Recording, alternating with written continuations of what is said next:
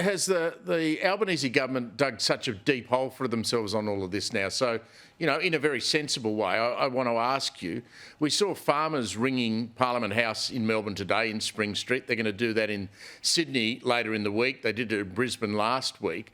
They're going to have transmission lines ploughed through their own farming properties with no consultation.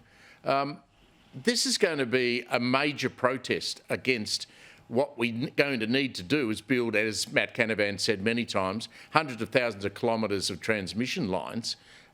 We're not going to get to net zero by 2030. That's a pipe dream.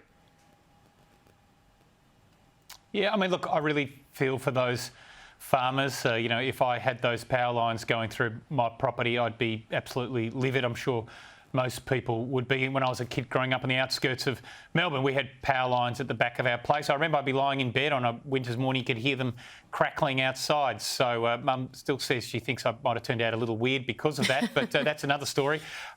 The point being that look, there are over 6,500 kilometres of power.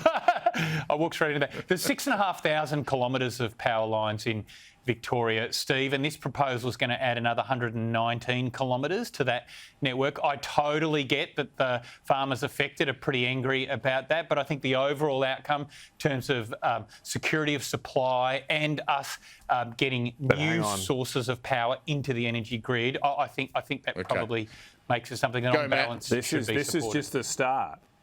Nick obviously hasn't read the AEMO, who's been mentioned a couple of times tonight by your correspondence there, Steve. AEMO plans to build 10,000 kilometres of transmission lines. So this is what we're seeing with 119 kilometres. I mean, times that by a factor of 100 then in terms of its impact across the country. And that's before we even might become this hydrogen superpower. There's these sort of dreams to export lots of hydrogen that would require tens of thousands of more kilometres. Where is all this going to go? And why are we sitting back? I mean, I can't believe why is the Labor Party, the Greens, sitting back and allowing our environment to be despoiled in this way. Gina Reinhardt is absolutely right. These projects kill koalas. They take away wilderness areas for sugar gliders. They're doing that in my area.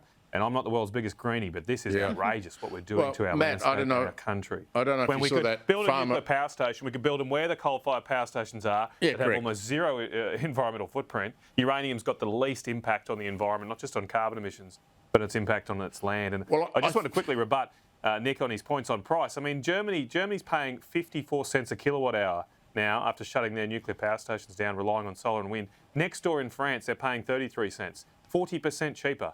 There's the evidence. The evidence is there. Nuclear is much, much cheaper.